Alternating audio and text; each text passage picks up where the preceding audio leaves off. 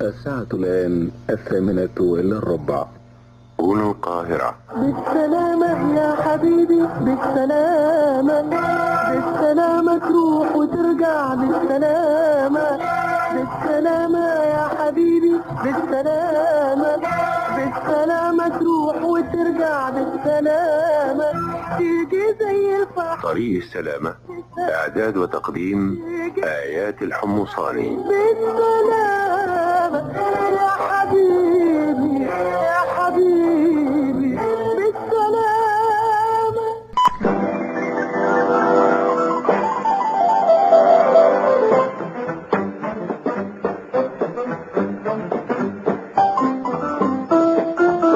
أخبار خفيفة.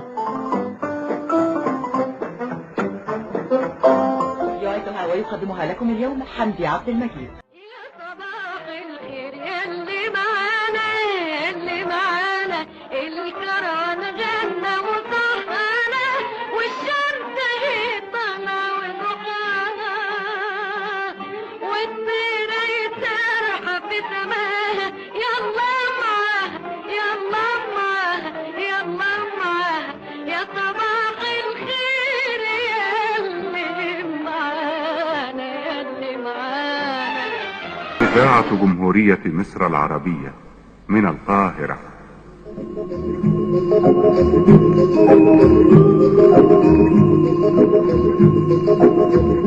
من حديقة الشعر والكلمات أقدم لكم قطرات الندى، لمحة شاعرة نقدمها لكم كل صباح. 5 لقلبك. مع تحيات إذاعة جمهورية مصر العربية من القاهرة تقدم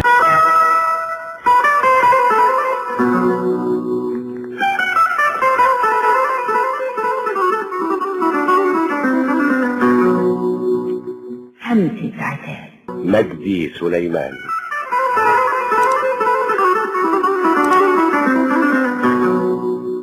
هنا القاهرة.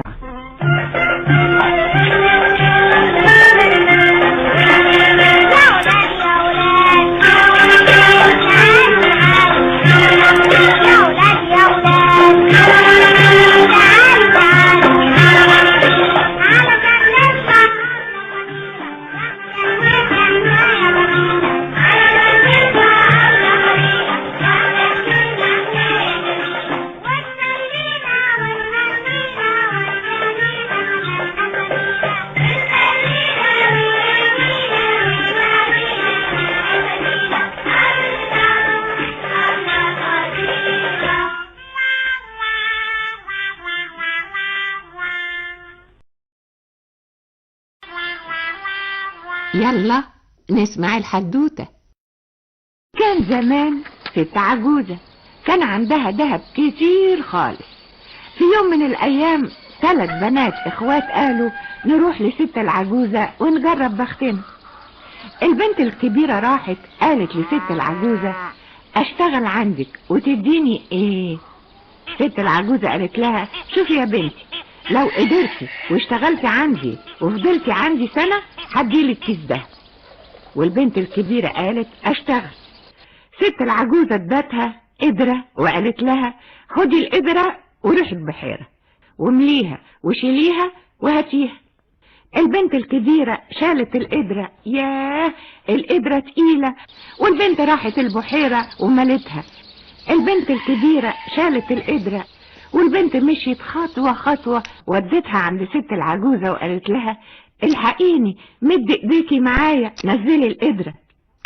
ست العجوزة قالت لها طولي بالك انا بعجن العجين وايديا مش فاضية.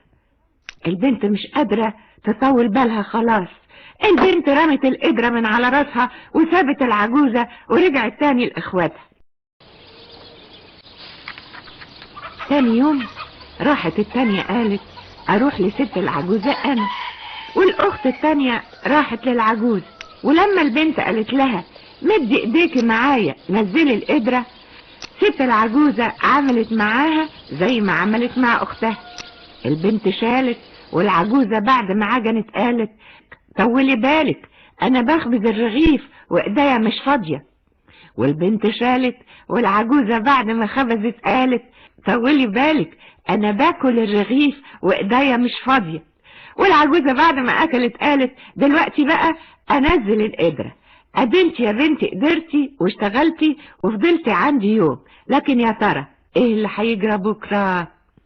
تاني يوم ست العجوزة ادت البنت قمحاية وقالت لها خدي القمحاية دي واعمليها رغيف اكل منه لغاية ما اشبع. البنت تسمع تستغرب، الست دي ايه؟ قمحاية واحدة اعملها رغيف؟ طب ازاي كده؟ والرغيف ده ان شاء الله هيبقى قد ايه؟ قد راس النملة؟ لا، الست دي مش هنفع افضل عندها. والبنت التانية هي التانية سابت العجوزة ورجعت تاني لاخواتها. الاخت الصغيرة قالت اروح لست العجوزة انا، والبنت الصغيرة راحت للعجوزة. ست العجوزة عملت معاها زي ما عملت مع اخواتها. هي بنتي ازاي الحال؟ البنت تقول مطولة بالي، واللي يطول البال بيبقى عال العال. تاني يوم ست العجوزة ادت للبنت قمحاية وقالت لها خدي القمحاية دي واعمليها رغيف اكل منه لغاية ما اشبع. البنت الصغيرة تسمع ما تستغربش، لكن تاخد القمحاية وتمشي. البنت اخدت القمحاية زرعتها جوه الارض، وكل شوية تطل عليها وتسقيها. طلع من القمحاية عود اخضر، والعود الاخضر بقى اصفر، والعود الاصفر طلع منه حبة قمح كتير. اخدتهم البنت، طحنتهم، عجنتهم، خبزتهم، وعملتهم رغيف اكلت منه العجوزة وشبعت. وفي الاخر ضحكت العجوزة للبنت الصغيرة وقالت لها اشتغلتي وتعبتي، طولتي بالك وصبرتي، واللي بيطول باله يهنياله. ست العجوزة ادت البنت الصغيرة كيس مليان دهب. البنت رجعت بيتها فرحانة تضحك وتقول صحيح اللي بيصبر ويطول البال هو اللي بيبقى عال العال.